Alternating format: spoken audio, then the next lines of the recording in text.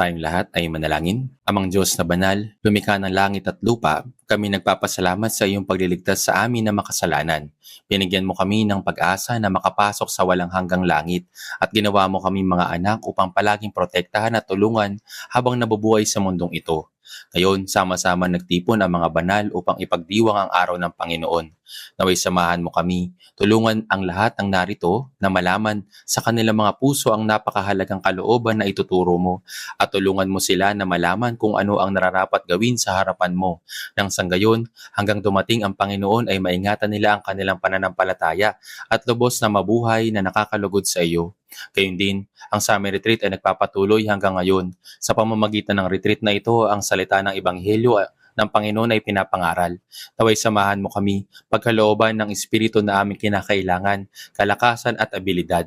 Pakilusin mo ang mga puso ng lahat ng nakikinig ng salita at gabayan mo ang labi ng mga ministers na nangangaral nito.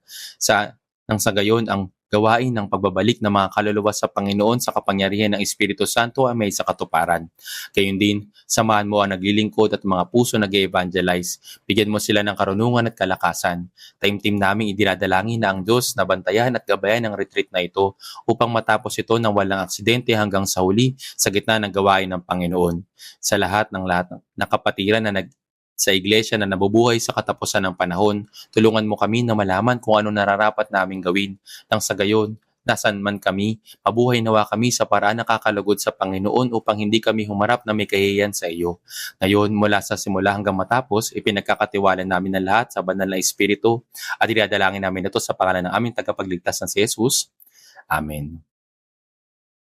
Ngayon, magsimula tayo sa pamamagitan ng pagbasa ng Malakias chapter 3. Babasahin ko po ang Malakias chapter 3, verse 13 hanggang verse 18. Babasahin ko po ang Malakias chapter 3, verse 13 hanggang 18. Ang inyong mga salita ay naging marahas laban sa akin, sabi ng Panginoon. Ngayon may inyong sinasabi, paano kami nagsalita ng laban sa iyo? Inyong sinasabi, walang kabuluhan na maglingkod sa Diyos. Ano ang aming pakinabang sa pagtupad namin sa kanyang utos o sa paglakad ng tulad sa may pananangi sa harap ng Panginoon na mahukbo? Kayo ating tinatawag na mapalad ang palalo. Hindi lamang umuunlad ang mga gumagawa ng masama, kundi kapag kanilang tinutokso ang Diyos, sila'y nakakatakas. Na magkagayoy nag-usap sila mga natatakot sa Panginoon. Binigyang pansin sila ng Panginoon at pinakinggan. At ang isang aklat ng alaala ay isinulat sa harap niya para sa kanila na natakot sa Panginoon at nagpahalaga sa kanyang pangalan. Sila'y magiging akin, sabi ng Panginoon na mahukbo. Isa na tatanging kayamanan sa araw na ako'y kumilos. Kaawaan ko sila na gaya ng isang tao na naaawa sa kanyang anak na naglilingkod sa kanya. At minsan pa ay makikilala ninyo ang pagkakaiba ng taong matuwid at ng masama, ng taong naglilingkod sa Diyos at ng hindi naglilingkod sa Kanya. Ang batch 3 ng retreat ay kasalukuyang isinasagawa ngayon. Ngayong oras ay pinapangaral ng Ebanghelyo sa Retreat Center. Karaniwan ng Ebanghelyo ay pinapangaral hanggang 11:30. Kaya naniniwala ako na ang mensahe na ipinapahayag ngayon. Hanggang kahapon, may kabuang 12,366 katao ang nagpa-register sa third batch ng retreat. Dagdag pa rito, ang Deaf Mission Seminar ay kasalukuyang isinasagawa sa Chongju Church kasama ang mga volunteers. Higit 300 na miyembro ng Chongju Church family, kaya may 1,042 na may rehistradong kalahok. Sa makatuwid, malaking bilang ng mga tao ang nagkakatipon upang makilahok sa third batch ng retreat. Dahil ang mga sumama sa gawain ay naninirahan sa malayong lugar, marami ang nagpunta rito gamit ang bus.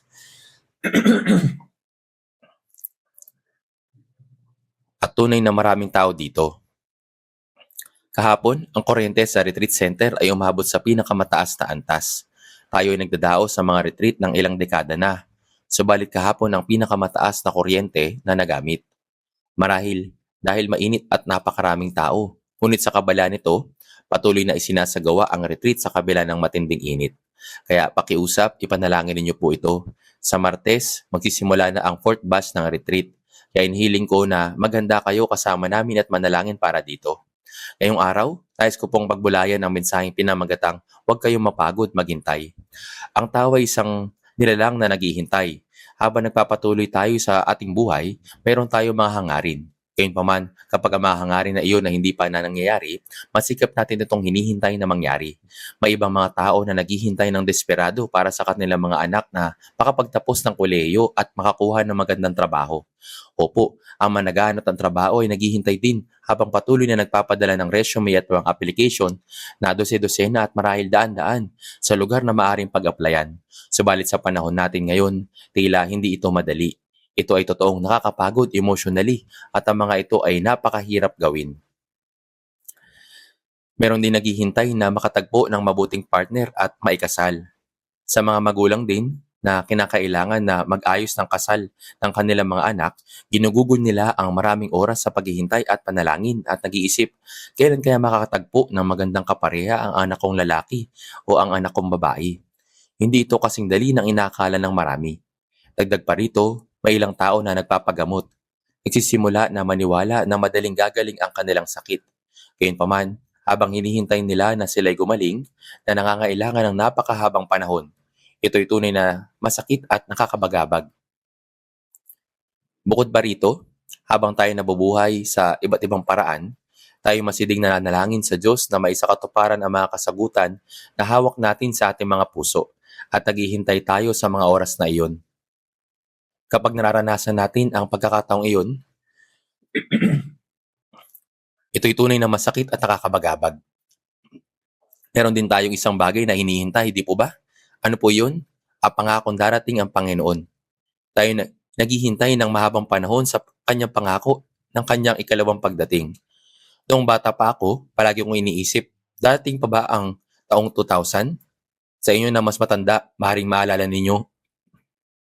Dahil sa Y2K, sa usapin na ang mundo ay mawawasak sa taong 2000, iniisip ko darating pa ba ang taong 2000? At nagpapasimula na rin ako mag-isip gaya ng ang mga anak ko kaya ay makakapasok pa sa paralan? Excuse po. Gayunpaman, kapag ako'y nagbabalik tanaw, may naalala kong mga tao sa nakaraan na hindi na nagkaroon ng maraming mga anak pagkatapos silang maikasal. Namuhay sila ng gayong paraan dahil naniniwala sila na paparating na ang Panginoon. Ngunit hindi pa rin siya dumating. At bawat taon naririnig natin na malapit nang dumating ang Panginoon. Ngunit sa kabila ng lahat ng ito, may isang problema. Kapag ang paghihintay ay naging napakatagal. Sa una, tayo ay kinakabahan. Hinihintay natin ito. Hinihintay natin ang ating mga anak na magkaroon ng trabaho, magkaroon ng asawa, gumaling sa sakit, o makatanggap ng kasagutan sa ating mga panalangin. Gayun din, dahil nararamdaman na natin na malapit nang dumating ang Panginoon, tayo tunay na nananabik sa Kanya. Tingin ko ang salitang pananabik ang nararapat na salita. Tayo naghihintay, umaasa na ang ikalawang pagdating ng Panginoon ay mangyayari na kaagad. Subalit anong nangyayari kapag ang paghihintay ay tumatagal? Sa una, naghihintay tayo na may pag-asa. Ngunit sa pagdaan ng oras, nagsisimulang pumasok sa ating mga puso ang pag-aanilangan ng paunti-unti. Talaga bang mangyayari ito? Talaga bang darating ang oras na iyon? Sinusubok nito ang ating pananampalataya. Habang sinusubok nito ang pananampalataya, meron ding pananampalatayang kumikilos sa lahat ng bagay at nananatiling matatag sa gitna ng pagtitiis. Gayunpaman, may mga kaso na kung saan may ilang tao na pagod na sa paghihintay at tinalikuran na ang kanilang paninindigan sa pananampalataya. Ang isyong kinakaharap sa panahon ni Malakias ay siya ring problema ngayon.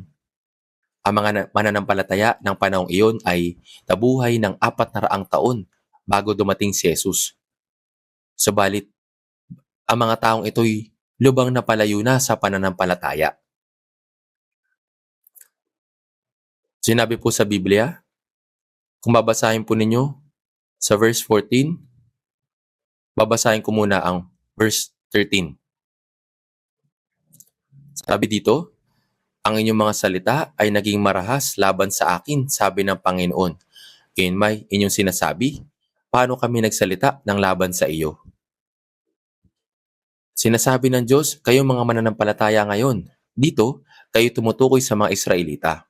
Ang mga salita ng naging marahas laban sa atin. Hindi ito mabubuting salita. Sinabi niya, ang iyong mga salita ay naging marahas laban sa akin. Kayo may inyong sinasabi. At ang naging tugon nila, paano kami nagsalita ng laban sa inyo? Tinatanong nila, anong naming sinabing masama laban sa iyo? Verse 14. Inyong sinabi, walang kabuluhan na maglingkod sa Diyos. Ano ang aming pakinabang sa pagtupad namin sa kanyang utos o sa paglakad ng tulad sa may pananangis sa harap ng Panginoon na mahukbo? Ito ang sinabi ng mga Israelita sa panahon ni Malakyas. Walang kabuluhan na maglingkod sa Diyos. Walang kwenta ang maglingkod sa Diyos. At kanilang sinabi, anong aming pakinabang sa pagtupad namin sa kanyang utos o sa paglakad ng tulad sa may pananangis sa harap ng Panginoon na mahukbo? Kanilang sinasabi, ano ang pakinabang sa pagsunod sa mga utos ng Diyos sa pamumuhay na may mabigat na kalooban, nagtitiis ng iba't ibang uri ng pag-uusig, kahirapan habang lumalakad ayon sa kanyang salita at patuloy na nagkakait sa sarili? Ano ba talaga ang ating mapapala sa gayong pamumuhay? Mga kapatid, ito ba ang tinig ng pananampalataya o ng boses ng taong tumatalikod sa pananampalataya? Ito ang tinig ng isang taong lumilihis na sa pananampalataya. At higit pa rito, sinabi nila sa verse 15, kayo ating tinatawag na mapalad ang palalo. Hindi lamang umuunlad ang mga gumagawa ng masama, kundi kapag kanilang tinutokso ang Diyos, sila'y nakakatakas. Kanilang sinasabi sa kanilang panahon, iginigiit ng mga mananampalataya noong panahon ni Malakyas, kayo ating tinatawag na mapalad ang palalo. Hindi lamang umuunlad ang gumagawa ng masama. Ano nang nangyayari sa masama? Mas maganda ang kanilang pamumuhay. Nagsasaya sila sa kasaganaan at sa iba pa. At ang mga sumusubok sa Diyos, hindi ba dapat silang parusahan? Ngunit ano ang sinasabi ng talata? Sinusubok pa nila ang Diyos at sila'y nakakatakas. Sa halip na paparusahan, lalo pa silang umuunlad. Sila nagsasalita ng mga bagay na lubos na lihis sa pananampalataya. Kung titignan natin sa Malakyas chapter 1, ang mga pari naghahandog ng mga hain sa Diyos ay naging lubhang tiwali kapag sila'y naghahandog sa Kanya. At inialay nila yung mga bulag, pilay na hayop. Sa halip na magdala ng malilinis at pinakamainam na handog, mga bulag at pilay ang kanilang dinala. Kaya anong sinabi ng Diyos sa kanila? Sinabi niya, subukan ninyong ihandog iyon sa inyong gobernador. Sa panahon iyon, sila nasa ilalim ng pamamahala ng Persya. Kaya mayroong gobernador. Ang gobernador ay tinalaga at ipinadala ng Persya. Sinasabi ng Diyos sa kanila, subukan ninyong dalhin yan. Yung mga bulag, pilay at mga hayop, mga hamak na hayop na iyan at ibigay ito sa isang gobernador na tao, isang hintil na ipinadala na ng Persya. Mga kapatid, kung magdadala kayo ng isang bagay sa isang gobernador na nakikita ninyo, bibigyan nyo ba siya ng mabuti o ng may sira? Kung ibibigay ninyo na hindi maganda, maaari pa kayo mapahamak, di po ba? Pinakamaganda ang ibibigay ninyo. Ngunit pagdating sa paghahandog sa Diyos, basta na lamang silang nagbigay ng anumang handog. Nagtitipid sila. At sa chapter 3, hindi nila dinala ang kanilang ikapo. Kaya anong sabi ng Diyos sa kanila? Nananakawan ba ng tao ang Diyos? Kaya may ninanakawan ninyo ako. Ngunit inyong sinasabi, paano ka namin ninanakawan? Sa mga ikasampung bahagi at sa mga handog. Sa madaling salita, ang pananampalataya ng mga mananampalataya noong panahon ni Malakyas, ang mga Israelita, kung ilalarawan natin ngayon ay talagang pagulo. Bagsak na ang lahat. Sila'y nasa kalagayang lubos na espiritual na pagbagsak. Ngayon, ang mga mananampalataya noong panahon ni Malakyas ay talaga bang masasama? Mula pa ba sa pasimula ay ganito ang kanilang pananampalataya? Hindi po. Sa kabaliktaran, ang kanilang mga magulang at ninuno ay mga taong may tunay na pambihirang pananampalataya. Balikan natin. Sandali ang kasaysayan ng Israel.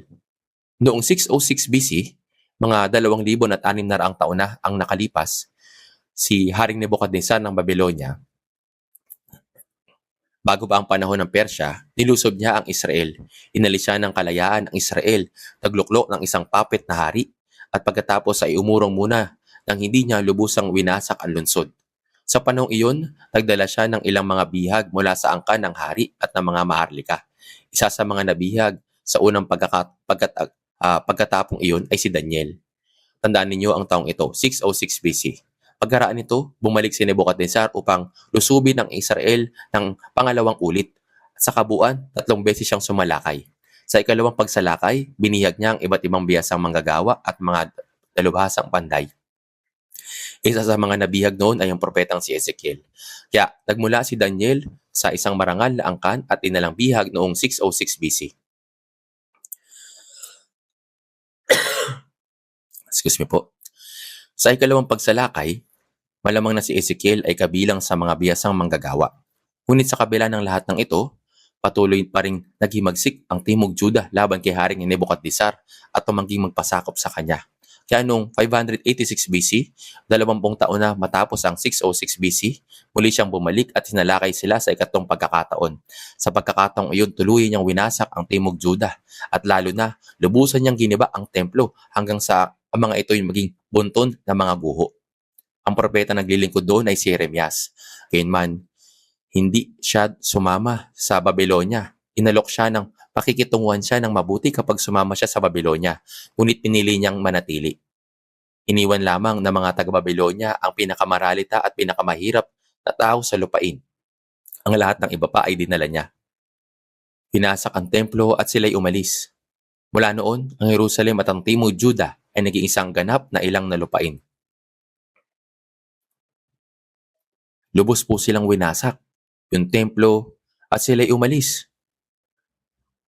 Naging ganap na ilang na lupain.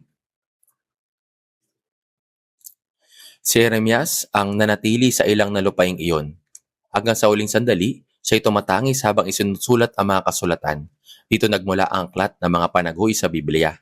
Ang salitang panaghoy ay nangangahulugang isang awit ng kalungkutan o isang awit ng pagluluksa para sa mga namatay. May sikat na talata patungkol sa pagbagsak ng Jerusalem. Sinabi ito sa Jeremias chapter 5 verse 1. Tumakbo kayong paro't parito sa mga lansangan ng Jerusalem. Tignan ninyo at pansinin. Halughugin ninyo ang kanyang mga liwasan kung kayo mayroong taong matatagpuan na gumagawa ng katarungan at naghahanap ng katotohanan upang patawarin ko siya. Ilang matuwid na tao ang sinabi ng Diyos na kanyang hinahanap upang hindi niya wasakin na lungsod? Isa lang. Isipin niyo po yun mga kapatid, bumagsak ang Sodoma sapagkat wala man lang 10 matuwid na matatagpuan doon. Ngunit tignan ninyo ang Jerusalem noong 586 BC, isang lungsod na puno ng mga pari, mga Levita at mga taong nagsasabing sila'y sumasamba sa Diyos. Bakit ito bumagsak? Sapagkat wala man lang ni isang matuwid na natagpuan. Kaya din na lang silang bihag sa Babylonia at doon sila nanirahan. Ngunit noong 606 BC, nagpahayag ang propetang si Jeremias ng isang tunay na kamangamangang propesiya. Pinropesiya na hindi sila mananatili sa lupain ng Babylonia magpakailanman, kundi ibabalik sila ng Diyos sa lupain ng Israel. Pagkaraan ng ilang taon, sinabi ito sa Jeremias chapter 29 verse 10. Sapagkat ganito ang sabi ng Panginoon, kapag naganap na ang 70 taon para sa Babylonia, dadalawan ko kayo at tutuparin ko sa inyo ang aking pangako at ibabalik ko kayo sa dakong ito. Ngayon, kung magbabawas tayo ng 70 taon mula sa 606 BC, ano pong taon na lalabas? 536 BC. Tandaan ninyo, paurong ang bilang ng mga taon ng BC. Kaya ang sagot ay BC 536.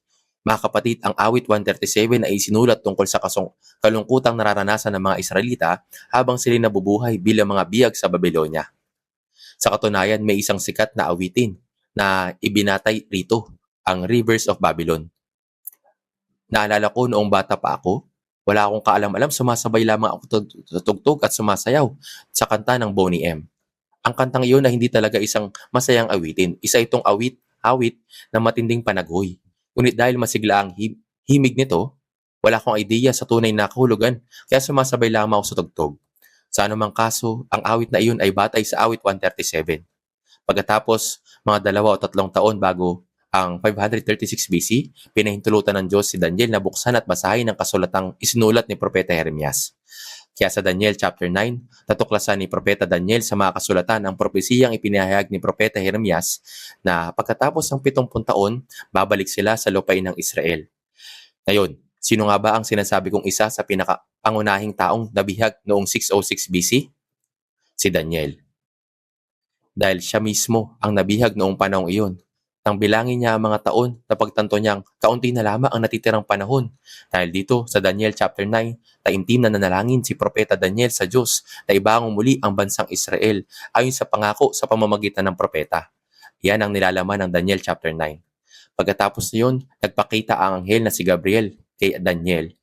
Habang inipinahayag niyang tiyak na matutupad ito, ibinigay niya rin ang tanyag na propesiya tungkol sa 70 sanlinggo ni Daniel. Wala na tayong sapat na oras upang talakayin iyon. Sapat nang malaman ninyo na gayon ang nangyari. Kaya noong 536 BC, Sa katunayan, ang Diyos ay naisakatuparan ang kamanghamanghang gawa. Anong gawa ang kanyang isinakatuparan? Samantalang Babylonia ay nawasak sa pamamagitan nino, sa pamamagitan ng Persya. At ngayon, sino ang makapangyarihang pinuno ng Persya? Ito ay ang tao na nagangalang Ciro. Siya din ay tinatawag na Cyrus the Great. Si Ciro sa umpisa, ang kanyang biyenan na si Dario ay naging hari sa maikling panahon. Gayunpaman ay mayroong panahon noong siya ay general at sauli. Pagkatapos na maging hari ni Ciro, siya ay naglabas ng utos. Anong utos ang inilabas niya?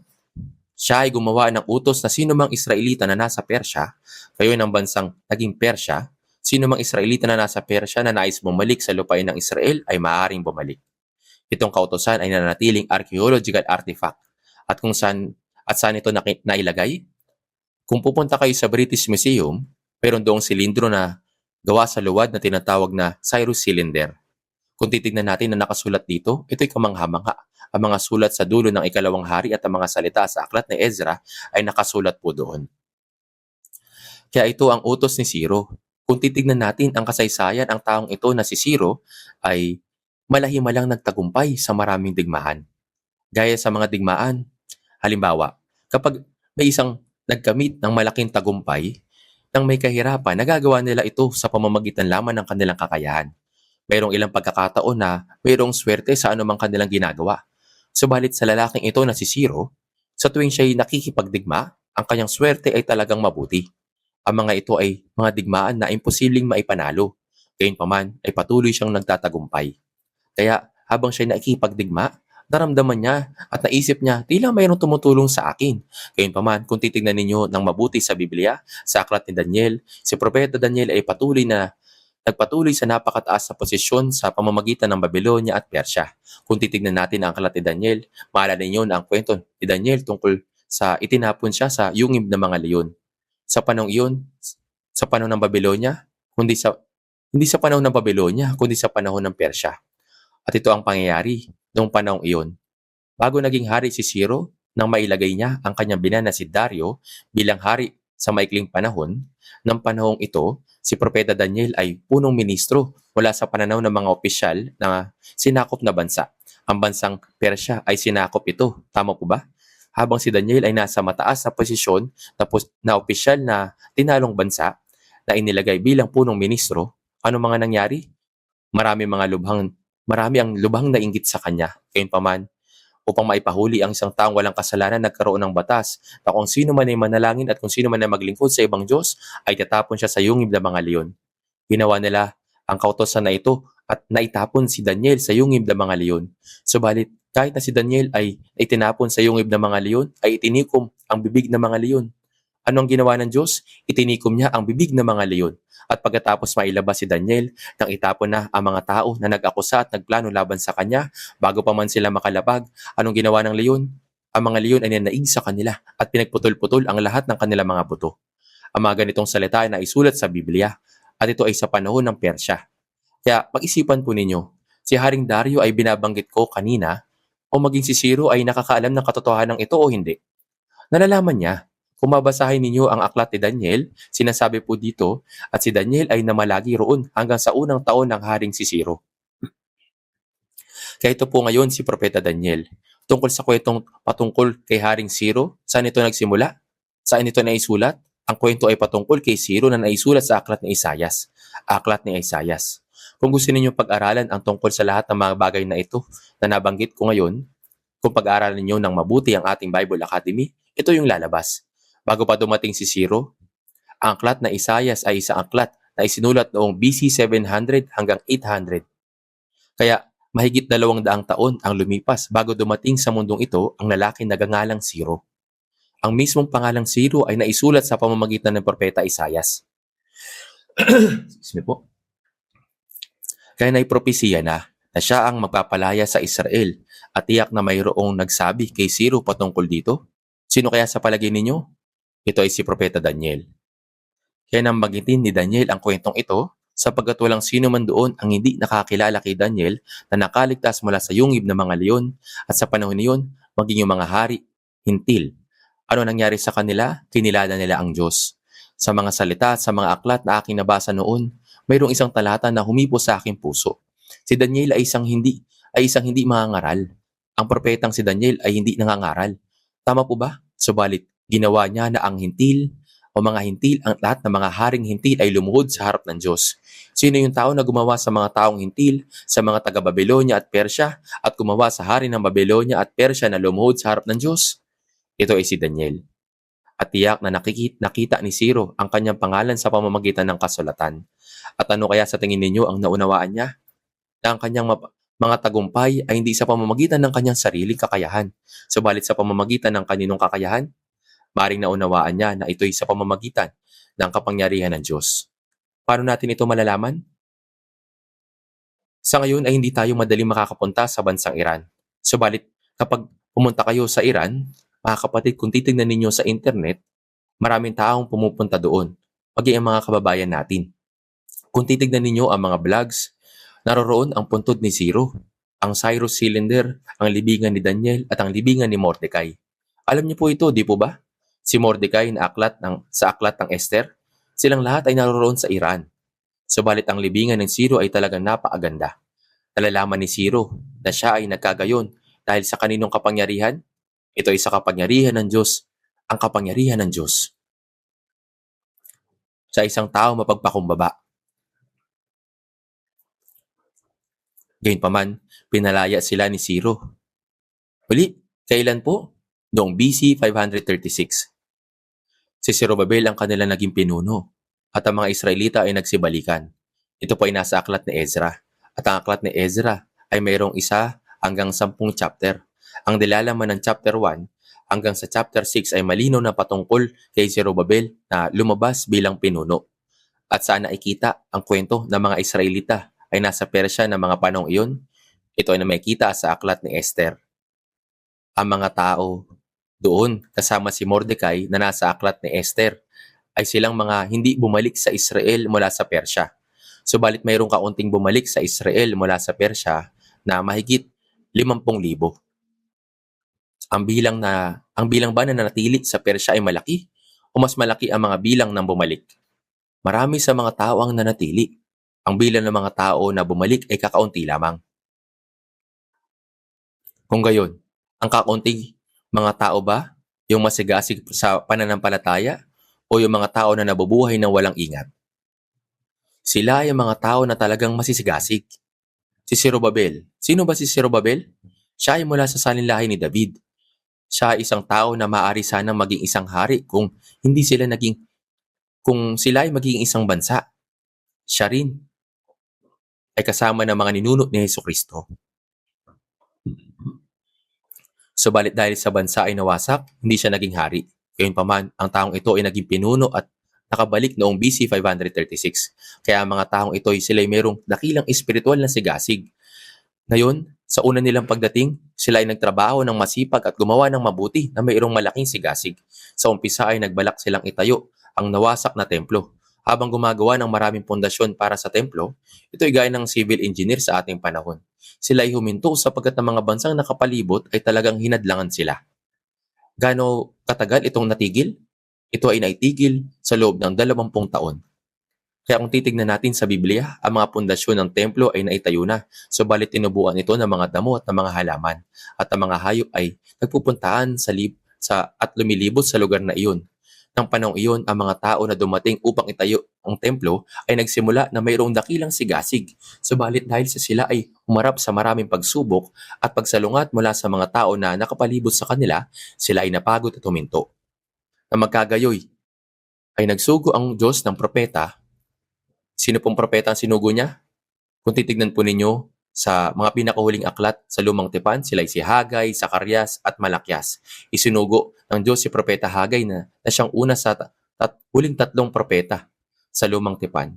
Mga kapatid, ano sa tingin ninyo ang pinakanilalaman ng aklat ni Hagay na isinulat ni propeta Hagay? Gagawin mo ba ito o hindi?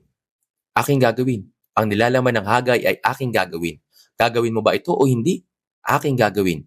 Ano ang gagawin mo o hindi mo gagawin? Sila ay huminto habang itinatayo ang templo. Kaya itayo ninyo ang templo ng mabilis. Hanggang kailan? Kung titignan ninyo sa aklat ni Hagay, sinabi ng Diyos sa mga tao na hindi tumulong sa pagtatayo ng templo sa halip ay nagtuon sa kanilang buhay at sa kanilang sarili mga bahay. ngunit nagasik ng marami, ngunit umaani. Kayo nagasik ng marami, ngunit umaani ng kaunti. Kayo kumain, ngunit hindi kayo nabubusog. Kayo uminom, ngunit hindi kayo nasisiyahan. Kayo nagdaramit, ngunit walang naiinitan. At kayong tumatanggap ng sahod ay tumatanggap ng sahod upang ilagay sa mga supot na may mga butas. Kaya nang si Propeta Hagay ay dumating at nagsalita, ang mga tao ay nagkaroon muli ng kalakasan. At pagkatapos ay dumating si Propeta Zacarias. Si Zacarias rin ay isang propeta sa parehong panahon. At nang siya'y dumating at nagsalita, ang mga tao ay muli nagkaroon ng kalakasan at muling itinayo ang templo pagkatapos ng 20 taon. Ngayon ay bumalik sila ng BC 536. At pagkatapos ng 20 taon, anong taon na po ito? BC 516. Noong BC 516, ang ikalawang templo, ang templo ng Zerubbabel ay natapos. Kung pag-iisipan natin ang tungkol sa numero, ay sumasakit ang ulo nyo. Tama po ba? Gayunpaman, mahigit sa 500 taon ang lumipas bago dumating si Jesus, ang templo ay natapos na. At pagkatapos sa mga tao na ipamuhay ang kanilang buhay, ay na nagkaroon ng matinding sigasig. Bakit ganito? Sapagat sa pamamagitan ni Propeta Hagay, Zacarias, lalo na si Zacarias, mayroong naisulat na propesiya tungkol sa Mesiyas. Sa araw na iyon ay tatayo ang kanyang mga paa sa bundok ng mga olibo na sa tapat ng Jerusalem sa dakong silangan. At ang bundok ng mga olibo ay nahahati sa gitna niya, sa silangan hanggang sa kanluran sa pamamagitan ng napakalawak na libis. Ang kalahati ng bundok ay malilipat sa dakong hilaga at ang kalahati ay sa dakong timog. Ang ating Panginoon na si Jesucristo ay babalik sa bundok ng mga olibo sa katapusan ng panahon. Nasa ng propesiya na ang Mesiyas ay papasok sa gintong pintuan. Ang pintuang ito ay nakasara. Ito ay sa aklat ni Zacarias. Hindi lamang iyon. Nasa ng propesiya na papasok si Jesus sa Jerusalem sa Zacarias chapter 9 verse 9. Magalak ka ng husto o anak na babae ng Zion. Sumigaw ka ng malakas o anak na babae ng Jerusalem. Narito ang inyong hari na dumarating sa inyo. Siya'y matuwid at magtagumpay, mapagpakumbaba at nakasay sa isang asno. Sa isang batang asno na anak ng asnong babae. Ito'y nangyari sa araw ng Panginoon.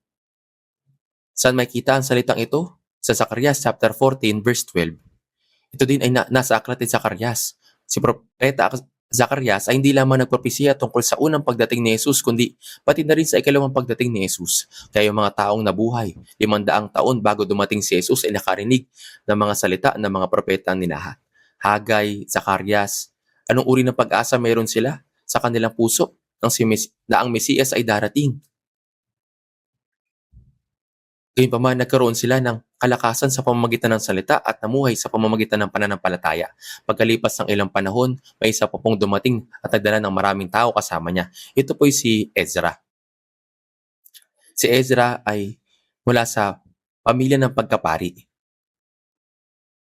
Siya isang tao na maraming kaalaman tungkol sa kasulatan at isa siya sa nagtatag sa mga Israelita sa pamamagitan ng salita ng Diyos.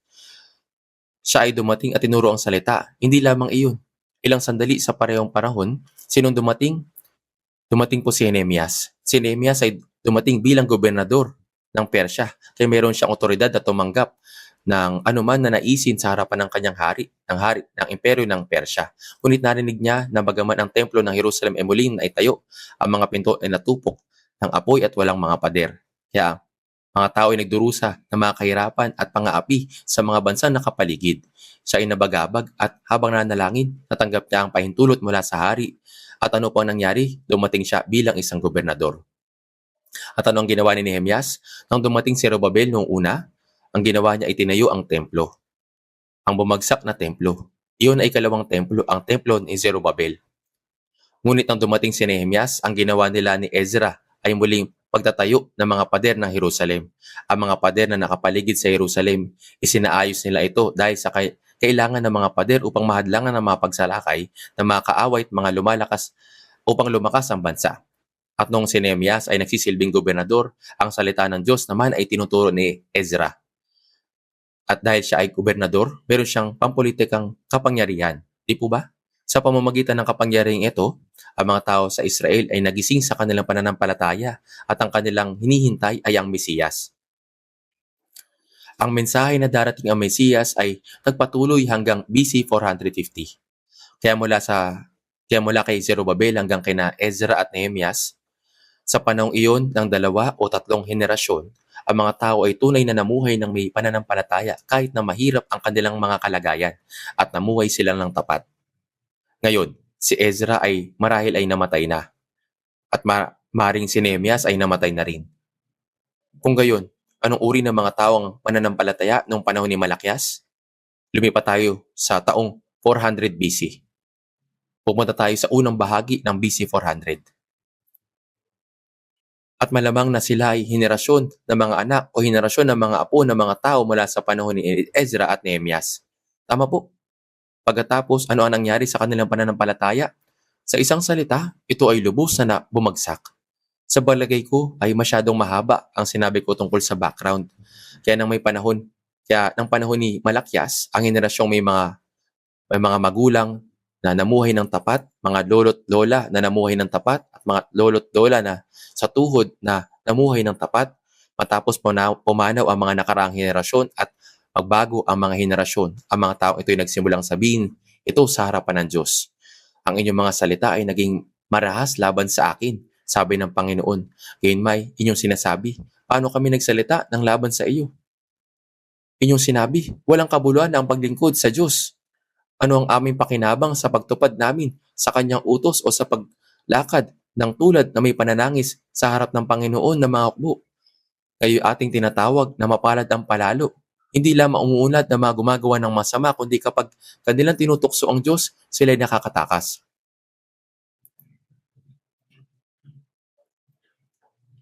Ngunit naglilingkod ako sa Diyos at nabubuhay habang hinihintay ang Mesiyas. Ngunit napakahirap ng ating panahon. Bakit?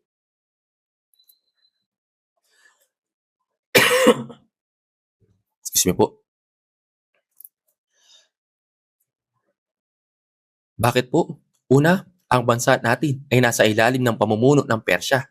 Ang mga dayong bansa sa ating paligid ay patuloy na naghahanap ng mga pagkakataon upang wasakin ng Israel. Sa tuwing may gagawin ng Israel, pinagbabantaan nila ang mga ito. At kung minsan ay gumagamit pa sila ng aktwal na karahasan. Kung paano ang mga tao ay nabuhay sa pamamagitan ng panahong iyon, maraming Israelita ay naging mahina sa kanilang pananampalataya. Ano po sa palagay ninyo ang dahilan? Ito ay dahil ang paghihintay ay napakatagal. Ngunit, bakit ko naisip ang patungkol sa mensaheng ito ngayon? Dahil ang panahong ito ay halos kapareho ng panahon natin. Ang panahon ni Malakias ay ang panahon ng paghihintay sa unang pagdating ng Mesiyas na darating sa unang pagkakataon. Pagkatapos, ang panahon natin ay panahon ng paghihintay kanino? Ito ang panahon ng paghihintay kay Jesus na muling darating. Ngayon, maging sa panahon ng Malakias, maraming propesiya na darating ang Mesiyas. Ang propetang si Isaias ay nagsalita patungkol dito. Si Propeta Zacarias na napag-usapan natin ay nagpropesiya din at nagsalita. Lalo na ang propetang si Malakias, nagpropesiya siya lalo na patungkol kay Juan na tagapagbautismo. Gayunpaman, maraming propesiya. Ang mga propeta ay nagsalita ng maraming beses patungkol sa pagdating ng Mesiyas. Sa panahon rin natin, meron bang pangako ng ikalawang pagdating? Meron po o wala? Meron po. Napakalinaw ng pangakong ito. Gayunpaman, kahit magkaiba ang unang pagdating at ikalawang pagdating mula sa puntong ito, meron silang isang pagkakatulad. Tayo ay naghihintay. Darating ba siya o hindi? Ang paghihintay ay mas tumatagal. Mula sa pananaw ng Diyos, ang 20 o 30 taon ay hindi talaga mahabang panahon para sa Kanya. Ngunit sa pananaw ng tao, talagang napakatagal na panahon. Maring panghabang buhay pa nga ito. Hindi ba't ito'y tama? Isang panghabang buhay, isang buong buhay. Kaya naman, ang paghihintay ay nagtatagal. Maging ang mga namumuhay noong una nang may maalab na puso at lakas sa harap ng Diyos at taimtim na nagsisikap ay unti-unting pinanghihinaan ng loob kung hindi siya darating pagkatapos ang lahat ng paghihintay na iyon. Balikan natin noong tayo mga bata pa. Mayroon lamang tayong tigi-isang anak. Ngunit sa paglipas ng panahon, isa-isang nang sinimula ng mga tao ang pagtataksil sa panuntunang iyon. Nagsimula sila magkaroon ng pangalawang anak na may malalaking agwat sa edad. Bagaman ang ilan ay hindi nakagawa, ang higit pa, Medyo marami rin ang gumawa.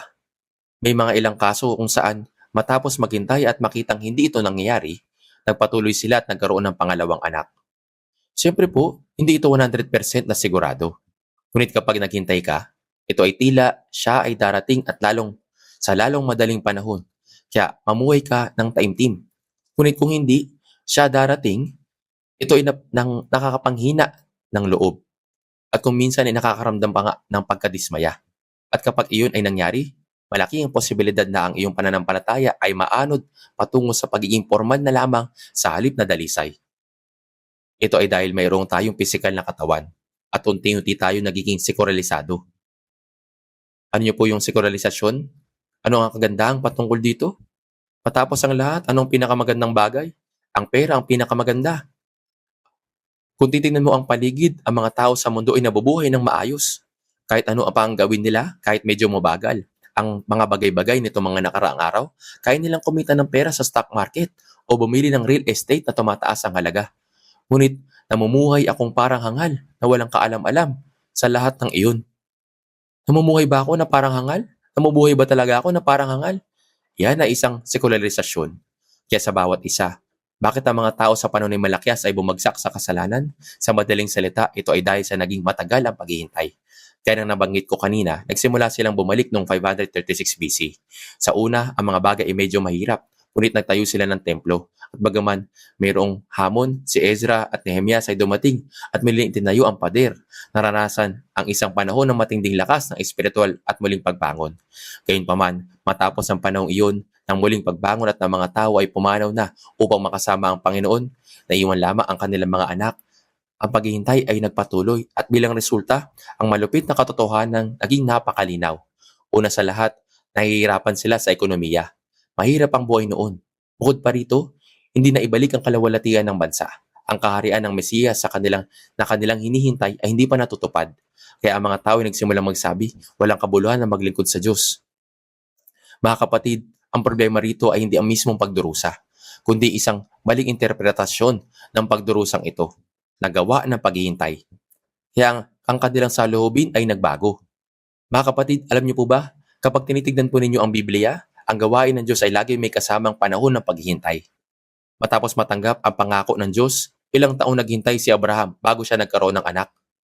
Naghintay siya ng hindi bababa sa 25 taon. Nagkaroon siya ng anak na lalaki noong panahong imposible na para ito sa tao. Sinabi sa Genesis chapter 18 verse 11, si Abraham at Sarah ay kapwa matanda na at tipas na sa panahon. At si Sarah ay hindi na dinadatnan ng tulad sa likas ng mga babae. Noon lamang nang halos imposible na magkaanak ang isang babae, binigyan siya ng Diyos ng isang anak na lalaki, si Isaac.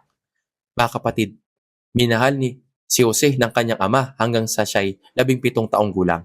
Ngunit pagkatapos siyang ipagbili sa pagkaalipin, tiniis niya ang hindi bababa sa 13 taon ng pinakamalungkot na mga panahong maaaring harapin ng isang tao bago siya maging prime minister.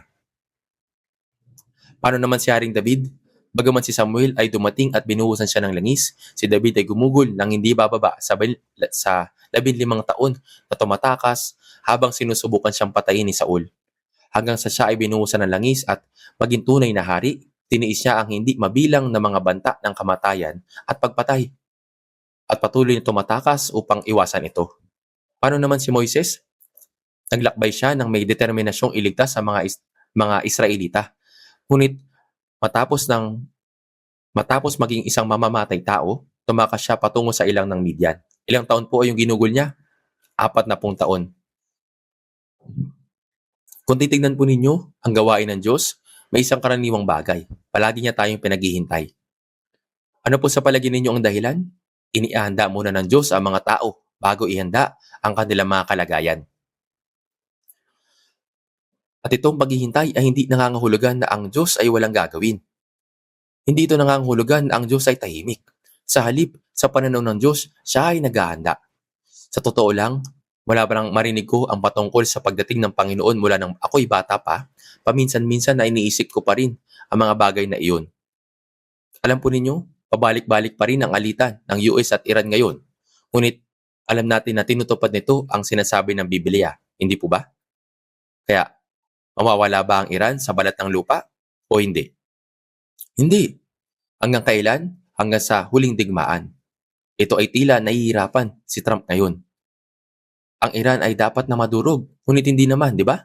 Kaya sabi ng mga tao sa mundo, maring madurog ang Iran. Ngunit alam natin, ayon sa Biblia, ang Iran ay hindi madudurog. Makakasurvive ito kahit papaano. Siyempre, ang mga bagay ay nagiging malubhang malungkot at mahirap. Dahil kapag dumating ang huling digmaan, darating sila upang kunin ang ating mga pag-aari. Ngunit hindi sila mawawala. Alam po natin iyan sa Biblia, di po ba? Ano ang pumapasok sa isip ninyo kapag nakikita ninyo iyon? Ang Panginoon ay nasa paggawa. Magbabahagi po ako ng maikling opinyon. Ito ay sa pananaw ko lamang. Hindi ko gusto si Trump. Sa emosyonal na pagsasalita, nagsasalita siya ng walang ingat at kumikilos ng napakakaiba. Ngunit ito lang, ako ay nagpapasalamat kay Trump. Mga kapatid, kung hindi dahil kay Trump, ang ating bansa ay malamang na patungo sa pangmatagalang mababang paglago. Sa aking personal na opinyon, karamihan sa mga industriya ng ating bansa ay sumasabay sa industriya ng China. Ngunit hindi natin matatalo ang China kung maglalaban tayo ng harapan. Kung ganoon, kung ganoon nga ang nangyayari, tunay na natigil ang ating bansa sa isang kalagayang mabagang paglago. Ngunit mga kapatid, hindi ba't maganda ang takbo ng ating bansa nitong mga nakaraang araw? Pinipigilan ng US ang China, hindi ba?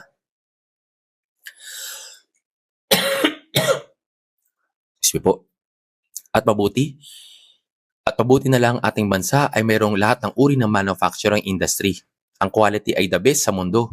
Bukod sa China, walang western country maliban sa atin ang makakagawa ng anuman ng mag-isa. Pag-iinto man ay nuclear power, defense o semiconductors. Sa tingin ninyo, sino ang may pananagutan sa pagbabagong ito sa international landscape? Si Trump. Ito ay aking personal na opinion. Aring mali ako.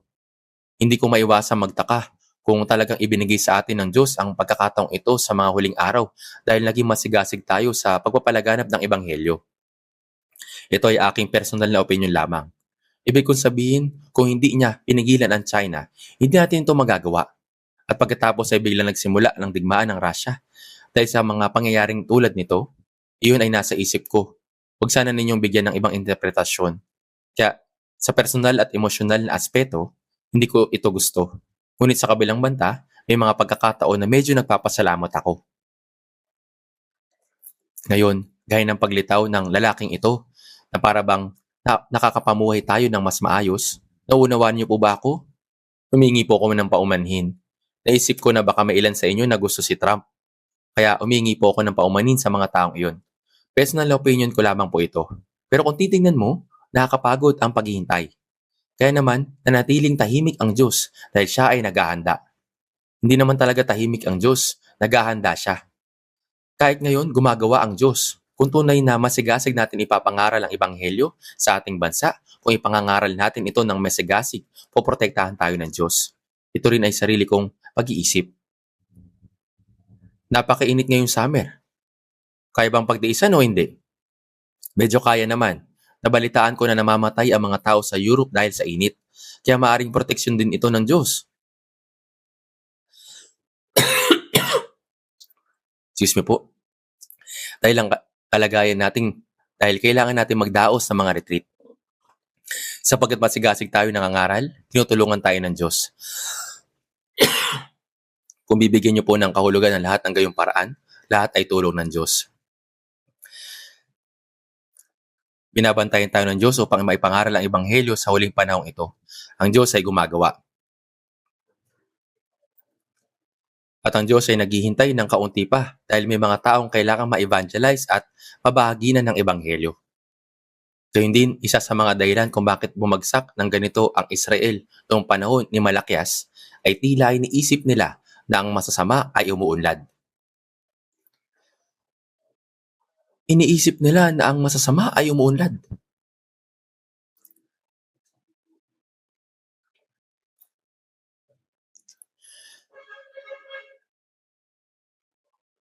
Ganito po yung iniisip po nila. Tingnan po natin sa Malakias chapter 2 verse 17.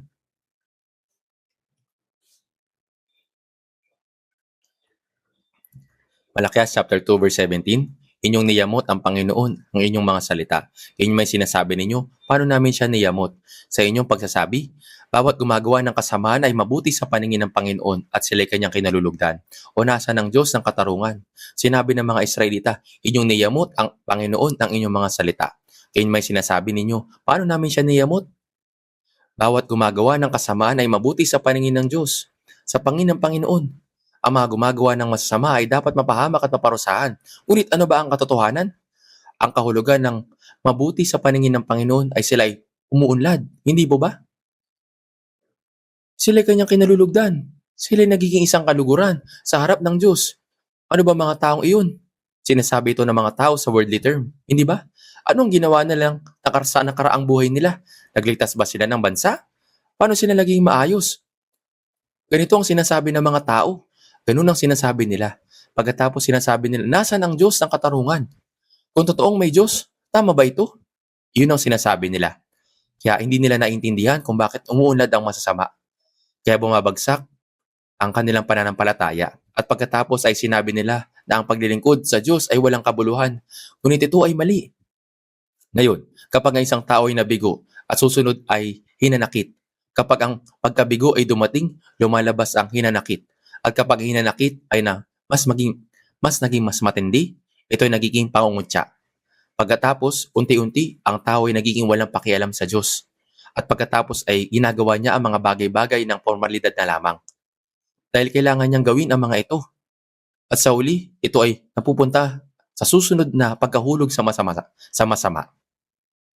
Ang isang tao ay nagiging bigo, nagiging hinanakit, nagiging mapangutya, nagiging walang pakialam at pagkatapos ay nagbabago mula sa isang formal na pananampalataya patungo sa isang masamang kalagayan.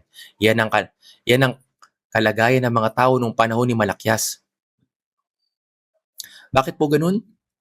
Ngayon, kung titignan po ninyo ang mga araw ni Malakias, gumuho ang maraming bagay. Sa madaling salita, una sa lahat, gumuho ang sistema ng pag-aandog. Sa chapter 1, dinala nila ang mga pilay at may sakit. Kapag naghahandog sa Diyos, kailangan mag-alay ng hayop na handog sa harapan ng Diyos. Ngayon, sabihin natin may mga tupa at kambing at sabihin na natin may mga baka. Ang malalakas at mabubuti. Kung iaalay nila ang mga ito, tila napakahalaga para ibigay. Ano kaya ang kanilang iniaalay? Ang mga may sakit, ang mga bulag, mga pilay, ang mga bagay na tulad niyan ay walang market value. Hindi ba? Kapag nag-alay sila ng mga handog sa harap ng Diyos, dinadala nila iyon. At alam niyo po, ano pong sinasabi ng Diyos? Subukan ninyong ihandog iyon sa inyong gobernador. Masisiyahan kaya siya sa iyo at papakitaan ka kaya niya ng kabutihan? Gumawa ang sistema ng paghahandog. Sinasabi ng mga taong ito. Tingnan natin sa Malakias chapter 1 verse 2. Malakias chapter 1 verse 2. Babasahin ko po ang verse 2. Inibig ko kayo, sabi ng Panginoon. Gayon man inyong sinasabi, paano mo kami inibig? Sinasabi ng Diyos, iniibig ko kayo. Ngunit sinasabi nila, paano mo kami iniibig?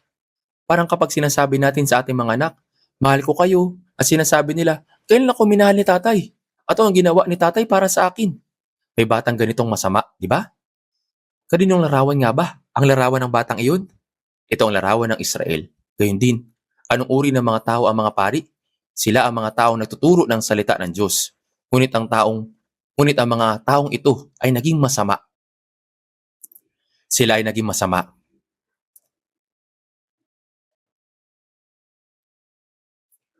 Naging masama yung mga pari na dapat na nagtuturo ng salita ng Diyos. Tingnan po natin sa Malakias chapter 2, verse 7 hanggang 8. Sa Malakias chapter 2 verse 7 hanggang 8, sapagkat ang mga labi ng pari ay dapat mag-ingat ng kaalaman at dapat hanapin ng mga tao ang kautusan ng kanyang bibig. Sapagkat siya ay nagsugo ng Panginoon na mga hukbo, ngunit kayo lumihi sa daan, naging dahilan kayo upang matisod ang marami sa pamamagitan ng inyong kautusan. Inyong pinasama ang tipan ni Levi, sabi ng Panginoon ng mga hukbo. Ngayon, ang tungkulin ng mga pari ay taguyod ang salita at kaalaman tungkol sa Diyos at sabihin ng kautusan kapag may mga tao nagtatanong tungkol dito. Gayunpaman, sila ay lumihi sa daan, nahulog sa kasamaan ng mundo, at sila ay nagdudulot ng pagkatisod sa kautusan. Mas lalong hindi sinusunod ng mga pari ang kautusan. Natural lamang, ang mga karaniwang tao ay hindi naiiba. Bukod pa rito, kung titingnan natin, sa ibang pagkakataon, nagsisimulang gumuho ang mga pamilya, nagsisimulang iwanan ng mga taong kanilang mga pamilya. Sa Malakyas chapter 2 verse 14.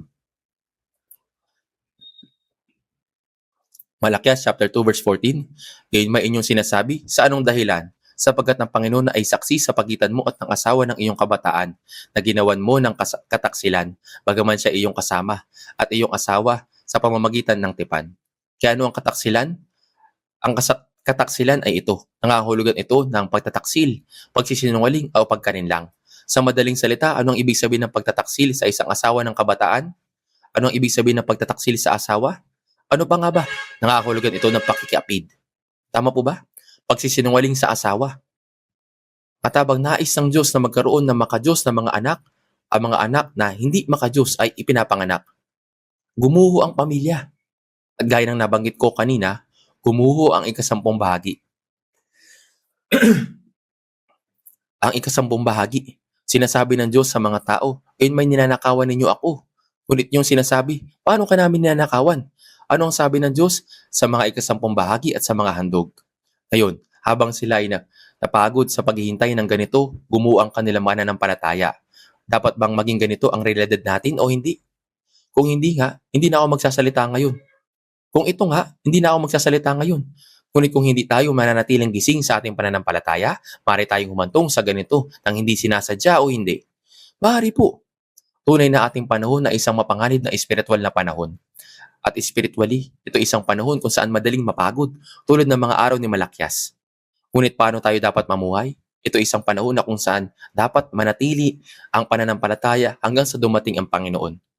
Una sa lahat, darating ba ang Panginoon o hindi siya darating? Darating siya. Dumating ba ang Mesiyas na hinihintay ng mga taong ito sa panahon ni Malakyas? O hindi? Dumating siya. Di po ba? Dumating siya. Ngunit habang naghihintay sila naging tiwali, bumagsak sila. At nang dumating ang Panginoon, siya ba'y nakilala nila o hindi? Hindi siya nakilala. Maliban sa iilang tao na nagising, nang dumating ang Panginoon, nang dumating ang Mesiyas, karamihan sa mga tao ay naghintay ng gusto para sa Mesiyas, ngunit hindi nila nakilala ang Mesiyas. Hindi ba't ito isang trahedya? Naghintay sila ng gusto, namuhi sila ng gayon. Mga kapatid, ano sa palagay ninyo ang tunay na trahedya ng ating panahon? Dumating ang Panginoon at sa talinahagan ng 10 dalaga, may mga dalagang gising. Ngunit anong uri ng dalaga ang naroon? May mga dalaga na tutulog.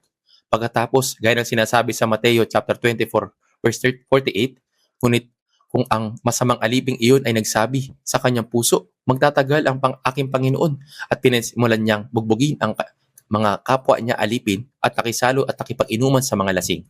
Sinabi ng Biblia na may gayon ding alipin. Kung inaantok ng gayong paraan ang isang tao at namuhay ng masigasig sa lahat ng panahong iyon, sa lahat ng panahon, nagkataong inantok siya at makasalubok ang Panginoon, ano ang mangyayari? Siyempre, siya'y ligtas. Pupunta siya sa harap ng Panginoon at papasok sa langit. Ngunit, hindi ba siya lubos sa magsisisi? Ano ang dapat nating matutunan sa mga araw ni Malakyas? Dapat po natin matutunan na una sa lahat, dapat nating matutunan ang pangako. Dapat nating matutunan ang pangako. Kung inaantok ng gayong paraan ng isang tao at matapos mamuhay ng masigasig sa lahat ng panahong iyon, sa lahat ng panahon, nagkataong inantok siya noon at nakasalubong ang Panginoon, ano mangyayari? Siyempre, pupunta siya sa harap ng Panginoon at papasok sa langit. Subalit, hindi ba siya lubos sa magsisisi? Kaya anong dapat nating matutunan mula sa mga araw ni Malakyas? Una sa lahat, dapat nating matutunan ang pangako. Dapat nating matutunan ang pangako.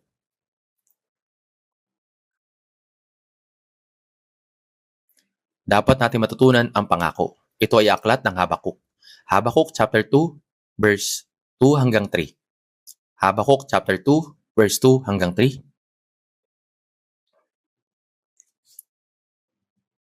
Verse 2 hanggang 3. At ang ating Panginoon ay sumagot sa akin, isulat mo ang pangitain at gawin mong malinaw sa mga tapyas na bato upang ang makabasa na iyon ay makatakbo. Sapagkat ang pangitain na naghihintay pa ng panahon nito at nagsasalita tungkol sa wakas, hindi ito magsisinungaling. Kung ito'y parang mabagal, ay hintayin mo. Ito'y tiyak na darating, hindi ito maaantala. Anong uri ng nilalaman ng tungkol sa aklat ni Habakuk? Nabuhay din si Habakuk sa panahon kung saan mabuti ang kalagayan ng masasamang tao. Kaya si propetang si Habakuk ay nagtanong sa harap ng Diyos. Ngayon ang kapaligiran ay kutulad ng mga araw ni Malakyas. Sa panahon din ng Malakyas, dahil mabuti ang kalagayan ng masasamang tao, ano ang ginawa ng mga Israelita noong panahon ni Malakyas? Sila'y nawalan ng pag-asa. Ang Israel na naging masama, ngunit hindi nawalan ng loob si Habakuk. Anong ginawa niya? Nagtanong siya sa Diyos. Ito ang kaibahan. Nagtanong siya, Diyos, bakit ang mga masasama ay umuunlad? Narinig ng Diyos at tinanong siya at sinagot siya. Ito ang nilalaman ng chapter 1. Sinabi ng Diyos, ipadadala ko ang Babylonia laban sa kanila upang parusahan ang masasamang tao. Sinabi niya na isinugo niya ang Babylonia upang hatulan ng masasama. Ngunit nang marinig ito ni Habakuk, nagkaroon ulit ng isang tanong sa kanyang puso. Panginoon, kami ay bayan mo. Kahit na nagkasala kami, ang Babylonia ay hintil at marami ang mga masasama sa mundong ito at marami pang mas masasama kaysa sa mga Israelita sa sanlibutan. Bakit sinugo mo sa amin ang masasamang tao para hatulan ang bayan mo? Panginoon, mali po ito. At ibinigay ng Diyos ang pangalawang kasagutan. At ito ay talatang binasa natin. Sinabi ng Diyos, ang Babylonia ay kasangkapang aking gagamitin. Gagamitin ko ang Babylonia upang hatulan ang Israel at ang Babylonia ay mapapasa ilalim ng aking paghukom dahil sa kanilang kasalanan. Nang marinig ito ni Propeta Habakuk, naunawaan niya ang layunin ng Diyos at sinulat niya ang mga salitang ito. Kilalang awit po ito dito po sa Biblia. Naunawaan niya kung ano ang layunin ng Diyos at isinulat ang mga salitang ito.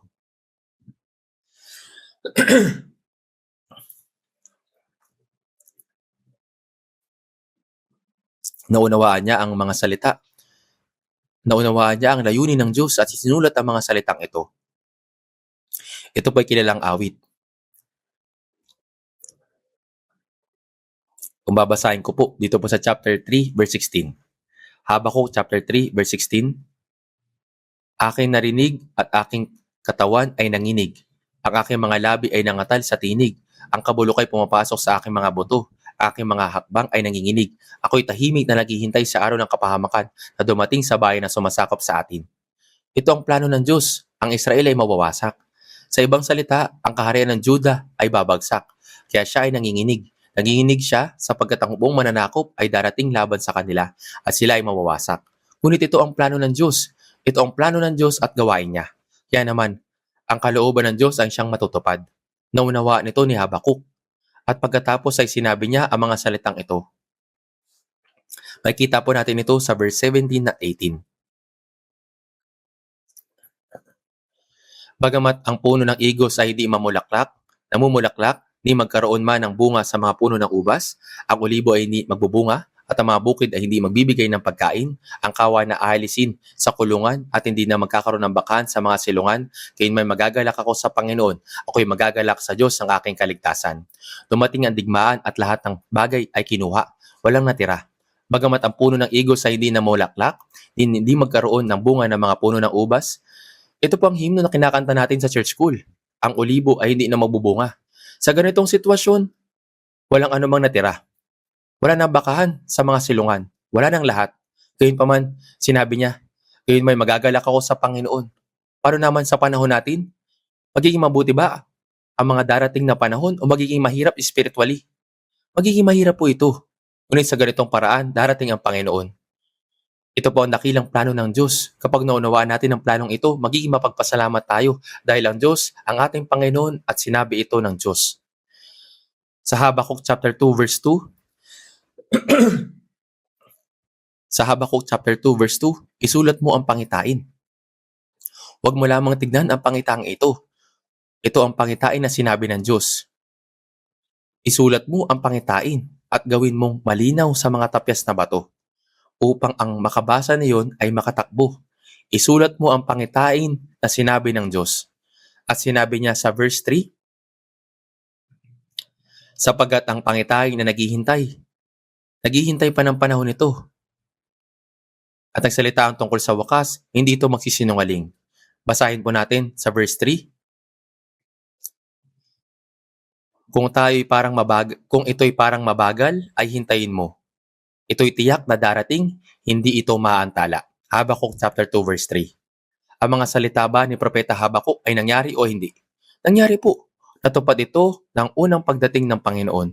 Kaya mula sa pananaw ng tao, mukha itong naantala, mabagal kaysa inaasahan. At hindi mangyayari ayon sa iniisip natin. Ngunit ang plano ng Diyos ay hindi naantala. Natutupad ito ng walang palya. At tunay nga, dumating ang Panginoon gaya ng ipinangako niya. Ang mga tao sa panahon ni Malakias ay hindi nabuhay ng matagal upang makita ito kaagad dahil ang mga tao ay maiksi lamang ang buhay. Sa gayon ding paraan sa ikalawang pagdating ng Panginoon ay tiyak na mangyayari. Dapat natin itong malaman ayon sa salita. Hindi dapat natin hatulan kaagad ang katarungan ng Diyos. Ano pang ibig sabihin nito? Sinasabi ng mga tao sa mundong ito, ang masama ay umayaman. Ngunit ano ang sinasabi ng Biblia? Sa Kawikaan, chapter 24, verse 19, huwag kang mayamot dahil sa mga gumagawa ng kasamaan at ang mga masasama at masamang tao ay huwag mong kainggitan. Sa Awit 73, verse 17, hanggang sa ako'y pumasok sa santuaryo ng Diyos, sa ako naunawaan ang kanilang katapusan. Mga kapatid, kailan po darating ang huling hatol? Hindi po dito sa mundo. Kailangan natin malaman kung ano ang tunay. Kailan natin malalaman kung sino ang tunay na sumasagana? Kapag tayo ay tumayo na sa harapan ng Diyos, malalaman natin ang wakas ng bawat isa. Ang Biblia ay naglalaman ng interesting na mga pahayag. Sinabi sa Awit 73 verse 7, ang kanilang mga mata ay lumuluwa sa katabaan. At sa Awit 73 verse 4, sapagkat walang hapdi ang kanilang kamatayan. Umiiyak ang mga tao para sa kanila. Ngunit saan sila patungo sa uli? Saan sila patungo sa uli? Sa Job chapter 21 verse 13, ang kanilang mga araw ay kaginawaan ay ginugugol at sila'y pahayapang bumababa sa Sheol.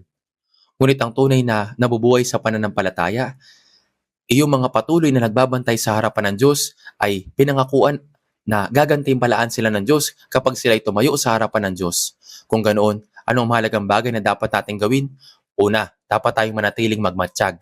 Nagbabantay. Tingnan natin sa Mateo chapter 24.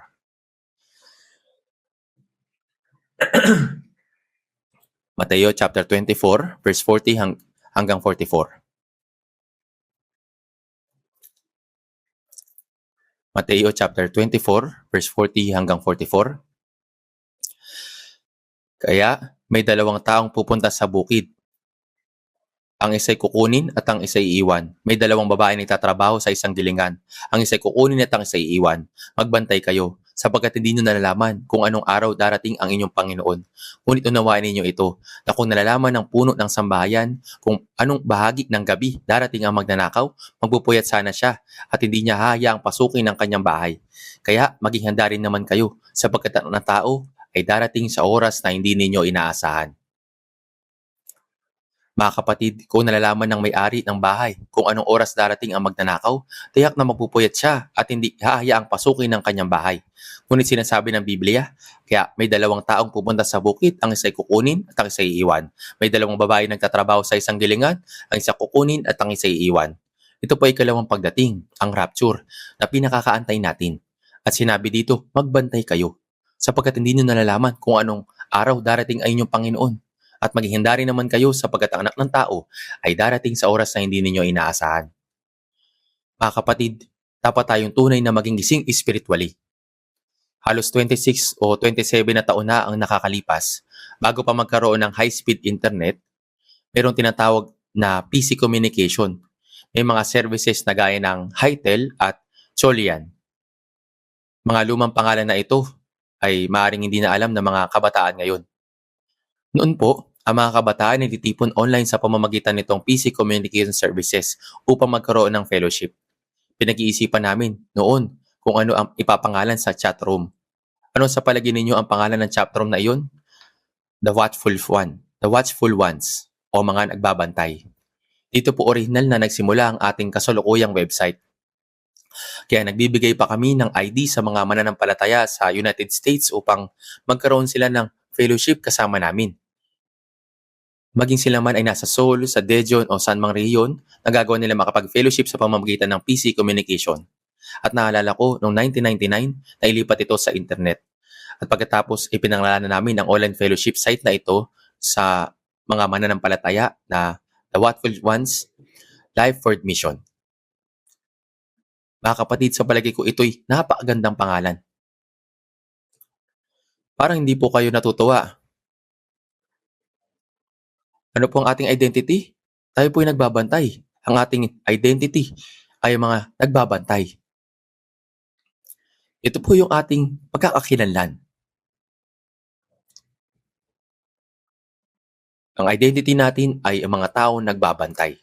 Kayo, tingnan po natin sa Colossus chapter 4. Babasahin ko po mula verse 2. Colossus chapter 4, verse 2 hanggang 4.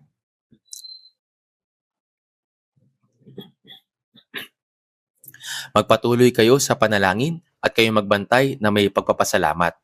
At idalangin din niyo kami na buksan namin ng Diyos at buksan ng Diyos para sa amin ang pinto para sa salita upang aming maipayag ang hiwaga ni Kristo. Na dahil din dito, ako'y nakagapos upang ito'y aking maipayag na gaya ng aking nararapat na sabihin. Mga kapatid, may sinasabing dalawang mahalagang bagay ang talatang ito na dapat nating gawin sa huling panahon. Una ay magpatuloy kayo sa pananalangin at kayo magbantay na may pagpapasalamat. Ano po ito? Kayo'y magbantay. Mga kapatid, dapat tayong gumising. At sa ganitong oras, ang dapat nating gawin ay manalangin. Dahil hindi madali ang manalangin, nais kong magbahagi ng isang tunay at nakakatawang kwento. Nang ako'y kabataan pa, may isang ligtas na lalaki. Natutunan niya ang salita ng Diyos na kayo'y magbantay. Pagkatapos na 3 araw, dumalo siya sa fellowship at mukhang pagod na pagod. Ito'y totoong kwento. Tinanong ko siya, "Brother, bakit pagod na pagod ka?" Sumagot siya, "Kayo'y magbantay." Sinubukan niyang huwag matulog, pero nakatulog siya ng paunti-unti. Dahil sa kanyang testimony, marami nagtawanan dahil sa kanya. "Brother, hindi ito ibig sabihin na hindi dapat matulog sa pisikal. Ibig sabihin nito na huwag tayong matulog spiritually." Tama po ba? Kaya kung sino man ang gising ay sensitibo sa kasalanan. At paano naman ang kultura sa mundo?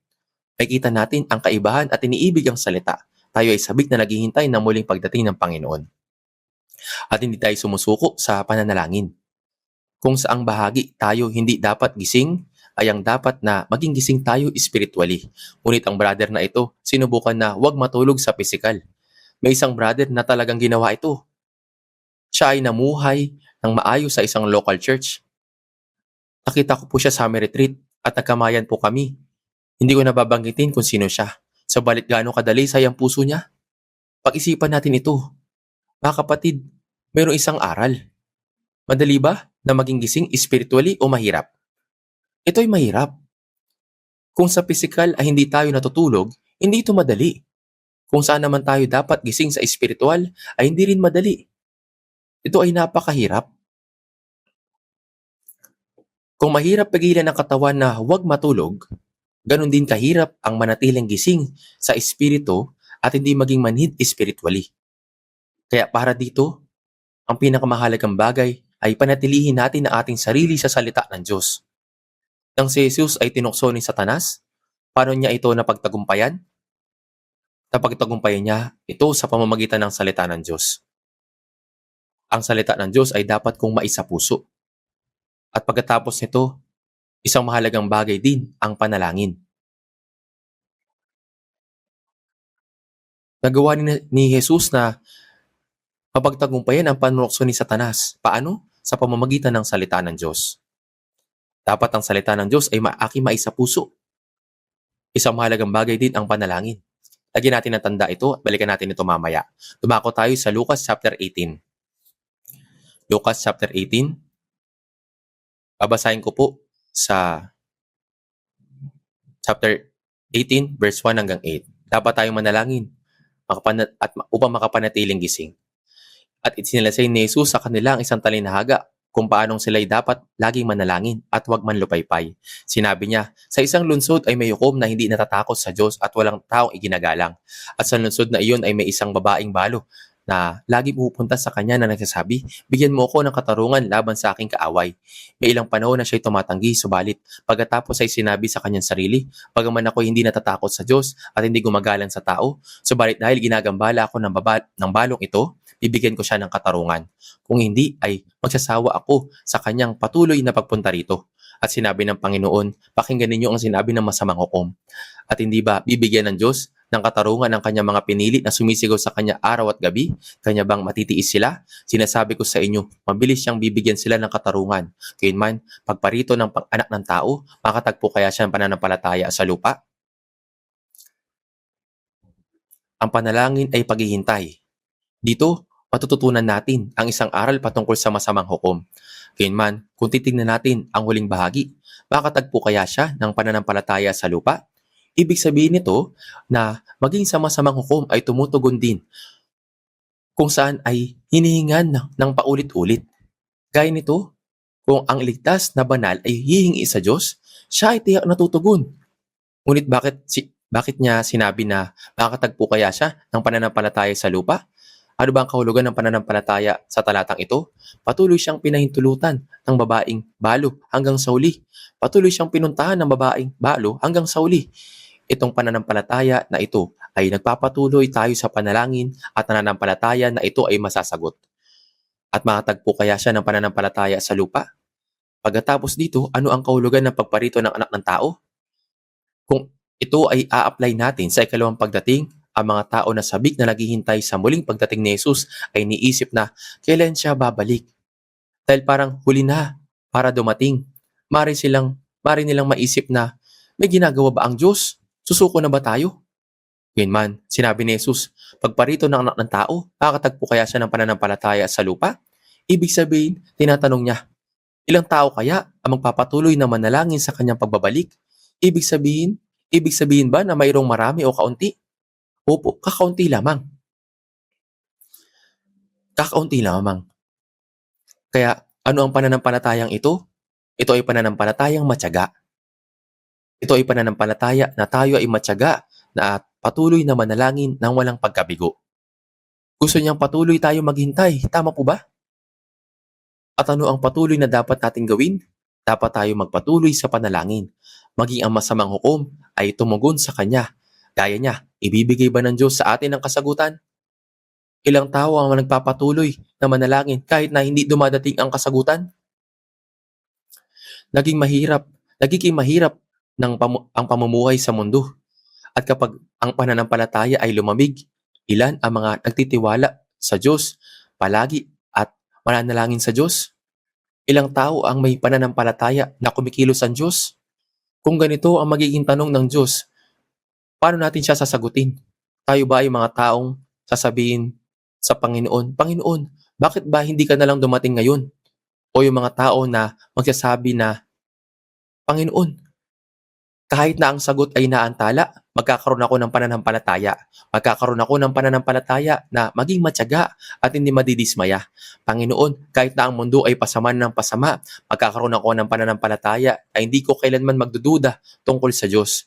Panginoon, kahit na ang huling pagdating ni Jesus ay naantala, magpapatuloy ako na panghawakan ng pag-asa at magkaroon ng pananampalataya na ako'y magpapatuloy na magtiwala sa Diyos."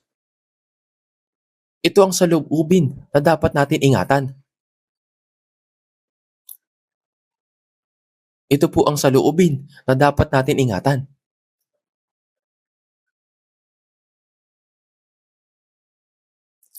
Kung dadako po tayo sa Colossus chapter 4 sa verse 2,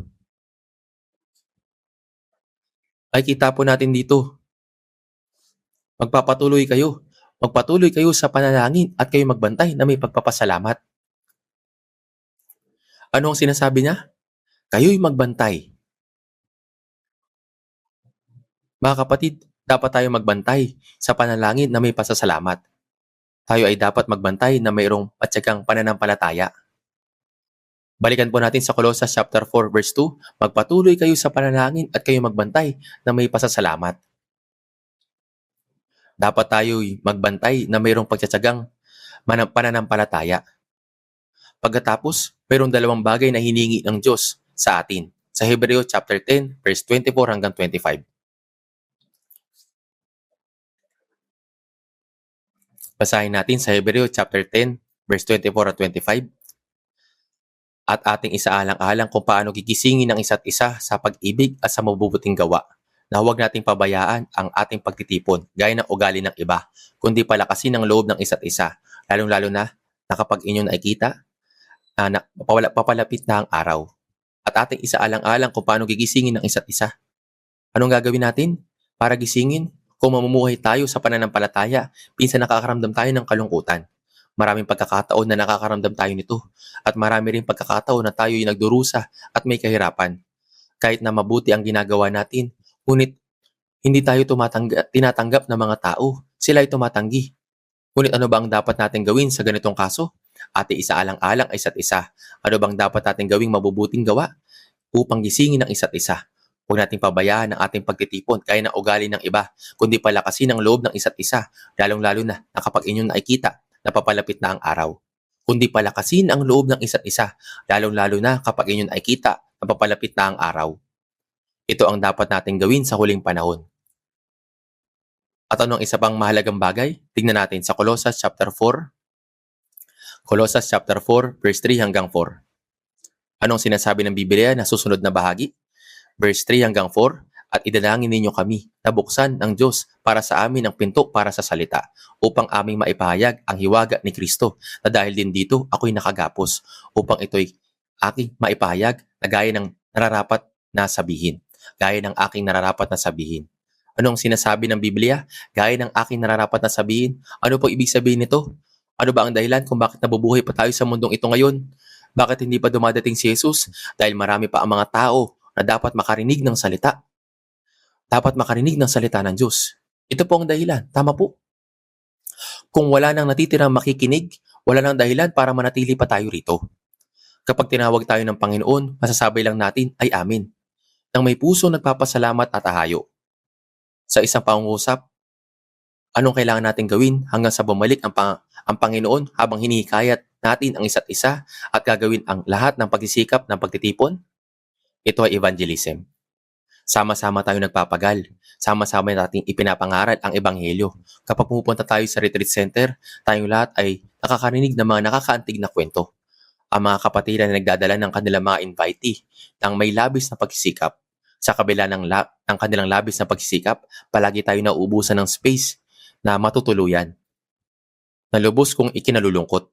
Ngunit habang ginagawa namin ang aming makakaya, isang batang kapatid na lalaki ang lumapit sa akin at nagtanong, Pastor, bakit wala nang natitirang silid para sa mga kapatid na lalaki ng kabataan? Kaya nagtanong ako, sa palagay mo, bakit? Sabi niya, ang mga silid ay unang napupunta sa mga invitees, pagkatapos ay sa mga sisters, pagkatapos ay sa nakakatandang brothers, at pagkatapos ay sa mga tatay, at pagkatapos ay sa mga youth brothers. Sinabihan silang maghanap ng kanilang matutuluyan.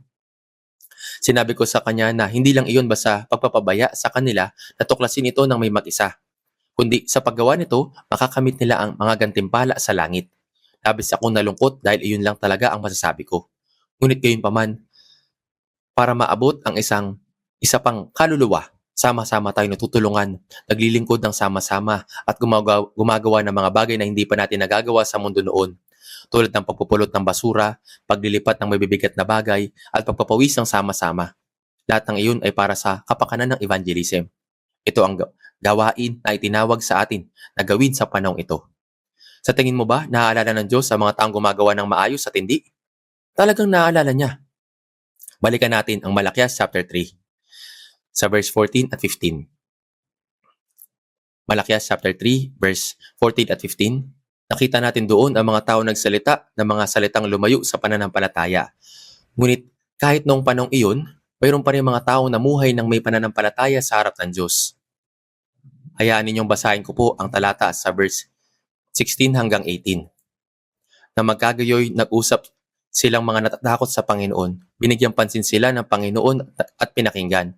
At isang aklat ang nangalaala ang isnulat sa harapan niya para sa kanila na natatakot sa Panginoon at nagpahalaga sa kanyang pangalan.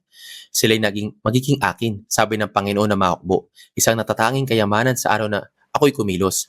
Kaawaan ko sila na gaya ng isang tao na naaawa sa kanyang anak na naglilingkod sa kanya.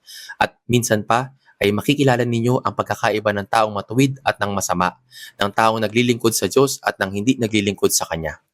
Mga kapatid, maging ang mga araw ni Malakyas ay tiwali, pinanghinaan ng loob at makamundo. Tiyak na may mga taong pinanghawakan ng kanilang pananampalataya, naghihintay sa Diyos at sa Mesiyas. Pero nalabi. Sa ating panahon, sino ang dapat na maging nalabi na iyon? Dapat ay tayo.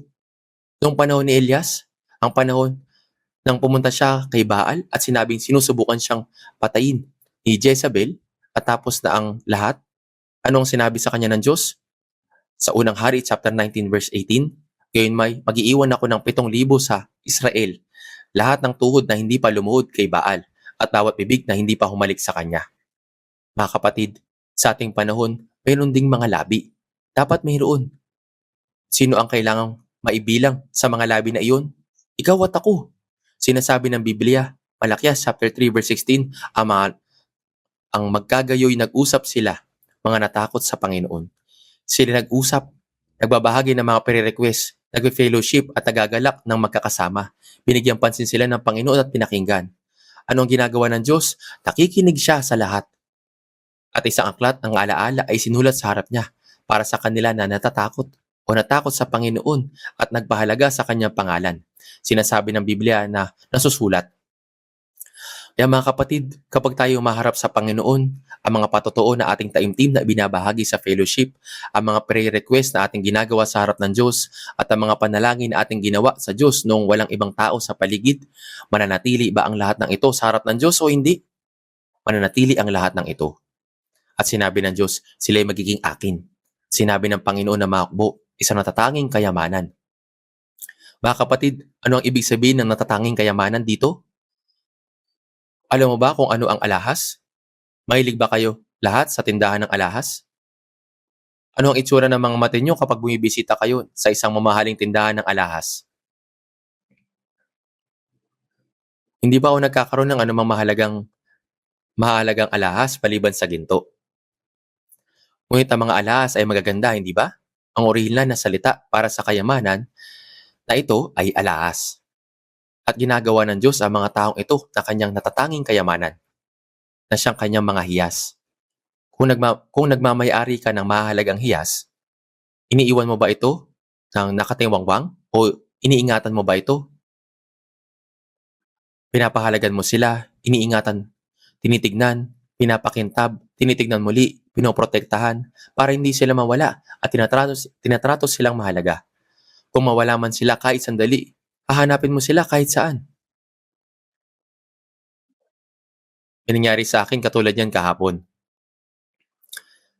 Abala ako sa paggawa at pakikipag-usap at pagkatapos maglakad ng ilang sandali, napansin kong nawala na ang relo sa aking kamay. Naisip ko, saan napunta? Nasaan ang relo ko? Saan napunta? Masama ito, nahulog ba? Ngunit nang pumunta ako sa operations office, nandun lang ito sa kinaroroonan ko kanina. Pero sa loob ng ilang minutong iyon, talagang nag-alala ako.